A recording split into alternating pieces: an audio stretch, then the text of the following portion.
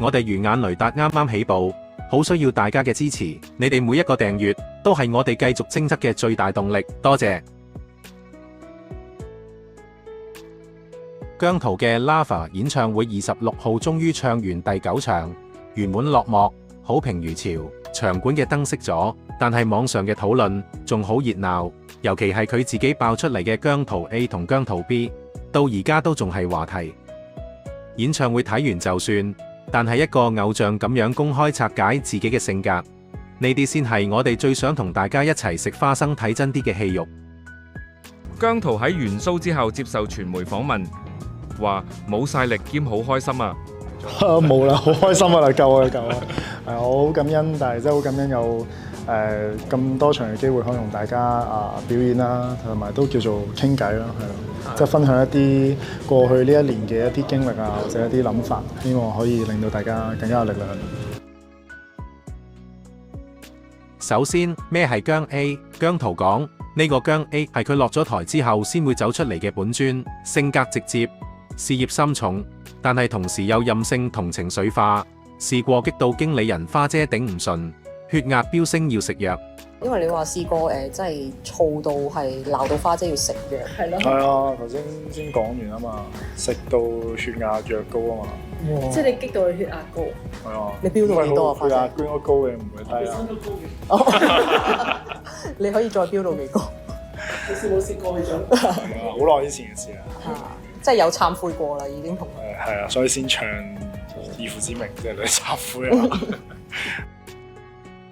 暫停一陣先，雷達有問號，降血壓藥又唔係薄荷糖，真係激兩激就可以即刻拎出嚟食咩？除非當事人本身就有存貨啦。再望望花姐咁有福氣，照計應該可能唔使食啩，可能姜 A 冇咁大本事呢？簡單啲講，姜 A 就係嗰個有血有肉，會發脾氣，會撞板嘅年少真實版姜濤，同台上嗰個完美偶像係兩個人。咁姜 B 呢？千祈唔好搞錯啊！似姜 B 不同比姜 B， 姜濤話姜 B 係一個好理性、好識做人嘅角色，即係我哋平時見慣見熟，對住傳媒同粉絲永遠咁有禮貌、目標明確嘅偶像姜濤。但係問題係呢幾年姜 A 同姜 B 越來越傾唔埋，好似嗌緊交咁。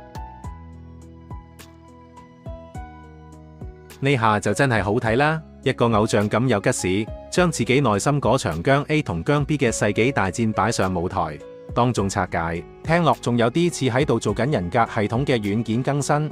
由舊版本姜 A 升級去穩定版姜 B， 而家仲話準備推出個全新融合版姜 C。粉絲一聽就明，成個過程即時變得有文有路，互動感爆棚。或者你哋最中意邊 part 嘅時段姜濤 A？係咯，冇諗過大家咁去關注姜濤 A、姜濤 B 呢件事。我都真係嗰下諗到嘅，嗰下姜濤 A、姜濤 B 咁樣都多謝大家。係咁，我以後再諗下有啲咩同大家講。Ian 都啱啱關心你今日嘅狀態係 A 定 B？ 大家都好關心，成日都問我：而家我哋係姜濤 A 定姜濤 B 啊？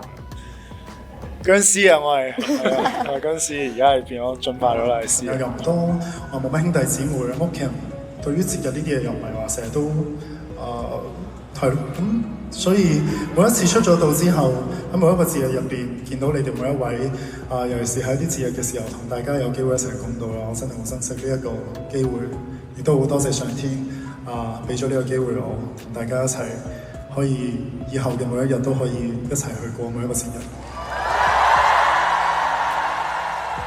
過去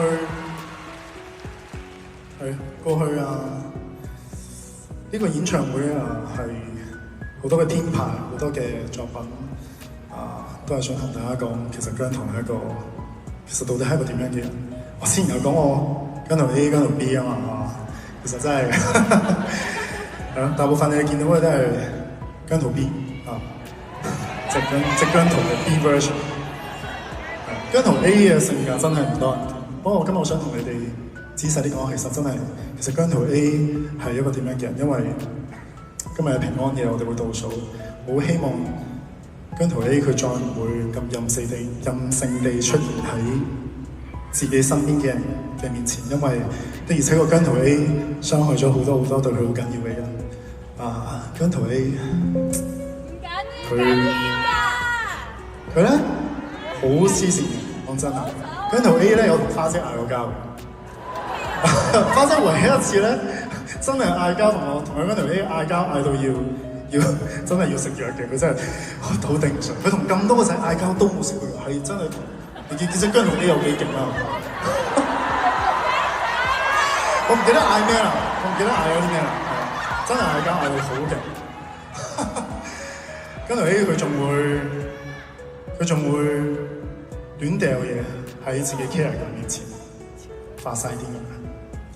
嗰個面前嘅人係俾我嚇親，佢完全唔知道原來我係咁樣，係我自己都唔知道我係咁樣，所以真係好得意，真係從來冇同你哋講過呢一面，但我覺得我好想同你哋講，因為我好想過去嘅所有嘢，我都可以好坦誠地去面對我自己，包括點解唱最後要唱以父之名，都係因為我好想懺悔過去我姜濤 A 造成嘅所有嘢，我都希望同所有俾姜濤 A 傷害過嘅人講聲抱歉。係啊，姜濤會大個，可能會有姜濤 C 啦，係咪？姜 C。好啦，講咁多其實都係為咗聽首歌嘅啫。I'll be the better man, trust me。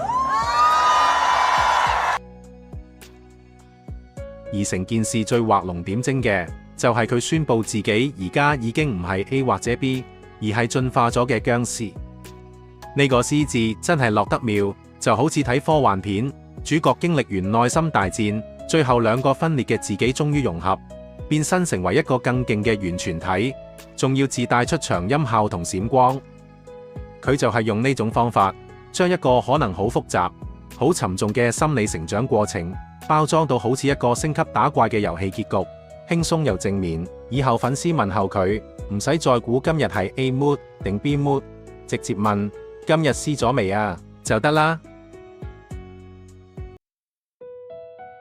所以話姜 A、B、C 唔單止係三個字母，其實係一套好完整嘅人格進化故事。由最初唔聽話嘅自己 A， 到同社會期望下嘅自己 B 嗌交，最後融合成一個新版本 C。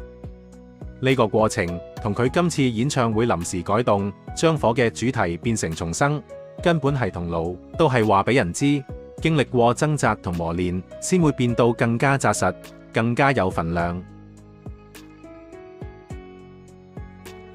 我覺得姜濤呢次自爆人格真係高手示範，佢將做偶像嘅壓力變成一次有晒起承轉合嘅成長故事展覽，用幾個字母講出人人都會有嘅內心矛盾，呢種有技巧嘅坦白，比起永遠扮到好好先生，更加容易令人覺得佢真實同有血有肉。成個過程就好似睇住一個廚師鑽研同一道招牌菜，年少時直率衝動，煮出姜 A 呢味原始版本，之後學識調味同火候，端出穩陣得體嘅姜 B， 到最後融會貫通，煮出集大成，最有自己風格嘅姜 C。A、B、C 都係同一道菜，只係手藝同階段唔同。而家呢碟姜絲就係佢暫時最滿意嘅作品。不過睇住呢份人格進化說明書，雷達有個終極問題：成長係一定要一換一的嗎？一定要告別 A 嘅衝動，先換到 B 嘅穩陣？一定要磨平 B 嘅稜角，先成為到 C 嘅老練？每一個版本都有佢嘅優點，可唔可以三個版本同時存在？我哋只係學習幾時放出邊一個？如果得，進化就係擁有更多武器；如果唔得，進化就永遠係一場帶住遺憾嘅告別。俾着係你呢？你揀邊樣？影片就到呢度，多謝收睇。如果中意我嘅內容，誠意邀請你訂閱、讚好、留個言。你嘅支持對我好重要，想再支持多啲呢個講真話嘅頻道行落去，歡迎撳下面個 Thanks 掣請我飲杯咖啡，大家互相支持，真係好多謝你。雷達靠你撐，下條片見。